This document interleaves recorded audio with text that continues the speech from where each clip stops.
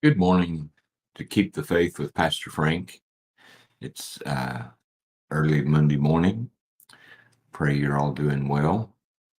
And this morning we're going to be in 2 Kings chapter 7. When you log on, say hi so I can greet you.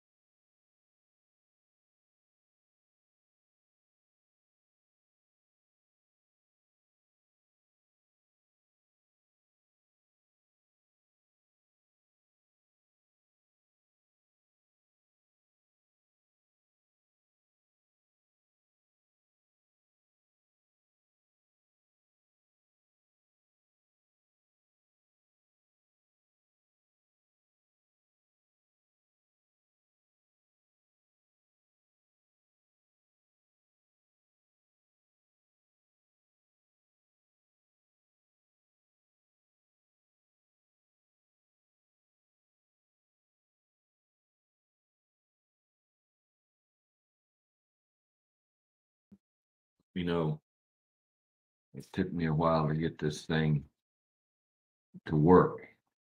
So, uh, if you're still there, let me know. Um, we're going to be talking about, I'm going to go ahead and do a shorter version just because it took me so long to get online. Um, I don't know what's wrong with my stuff, but still, I'll go ahead and uh, do this. I'm going to be in Second Kings chapter 7, and I want to talk about the sound of an army for just a minute. And it looks like my technology is messing up again. So I appreciate everyone logging on. Um, so, 2 Kings chapter 1.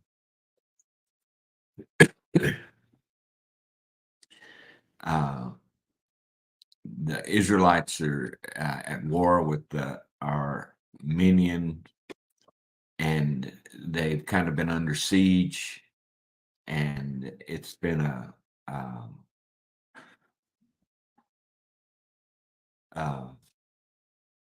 so it's been and they're almost out of food, they're almost out of everything. And so Elisha says, listen to this message from the Lord. This is what the Lord says. By this time tomorrow, in the markets of Samaria, 5 quarts of choice flour will cost only 1 piece of silver, and 10 quarts of barley grain will cost only 1 piece of silver. The officer assisting the king said to the men of God, that couldn't happen even if the Lord opened the windows of heaven. But Elisha replied, you'll see it happen with your own eyes, but won't be able to eat any of it. Now there were 4 men with leprosy sitting at the entrance of the city gates. Why should we sit here waiting to die? They asked each other. We will starve if we stay here, but with the family, we will starve if we go back there. So we might as well go out and surrender to the Armenian army. So if they let us live, so much the better. But if they kill us, we would have died anyway. So at twilight, they set out for the camp of the Arameans. But when they came to the edge of the camp, no one was there, for the Lord had caused the Aramean army to hear the clatter of speeding chariots and the galloping of horses and the sounds of a great army approaching. The king of Israel was hired the Hittites and Egyptians to attack us, they cried to one another. So they panicked and ran into the night, abandoning their tents, horses, donkeys, and everything else as they fled for their lives. When the lepers arrived at the edge of the camp, they went into one tent after another, eating and drinking wine. They carried off silver and gold and clothing and hid it. Finally, they said to each other, this is not right. This is a day of good news. We're sharing it with everyone. If we wait till morning, some calamity will certainly fall upon us. Come on, let's go back and tell the people at the palace. So they went back to the city and told the gatekeepers what had happened. We went out to the Aramean camp, they said, and no one was there. The horses and donkeys were tethered and the tents were all in order, but there wasn't a single person around. Then the gatekeeper shouted the news to the people in the palace. So the thing is there's a lot of challenges that each one of us face in our life. And sometimes we feel like we've been cut off from everything around us. And when we feel like we've been cut off from everything around us, we have a tendency to become discouraged, depressed, and it's a very real feeling to have, and to just be totally cut off from everybody, and seemingly no hope of being restored or anything like this. But what's interesting to me, and what is interesting about this to me is very simply that the Lord caused the sound of a great army to go through and to approach the camp. It was so large an army that the Armenians just decided to flee. They were so afraid, and you have to understand these were soldiers. These were people that were knew what they were what it seemed like they knew everything that was about to happen to them. So they fled, leaving even clothing. And as they fled, they dropped other stuff off. So in the sense of this, there's a couple of things that I want to mention, and then I'll just go ahead and log off because this has been going for a long time. But in the sense of this, in just one evening, God changed the Israelites' position from one of starving to death and discouragement and depression and no hope to, it wasn't that they weren't willing to fight. It's just they had no supplies. They were literally starving to death, and it from in the space of a few hours, God changed their position by just making the sound of an army. God changed their position from being in a position of starving and famine to a position of having plenty, not only of food, but of clothing, of gold, of silver, of everything that was the provisions of an army had been brought to the gates of the city, and then uh, they fled and left it. So whenever you have that position where you feel like you're alone, you're the only one, you feel like there may be nothing that you can do about it, just remember that God will send the sound of an army to run away the enemy. Uh, it's just a blessing. So this morning, I know some of you face daunting things. You face things that are seemingly insurmountable. But I'm going to ask you to continue to have faith in God, to love one another, and to continue to believe, because I believe God has miraculous things in store for you, especially those of you who have been in that position for a while.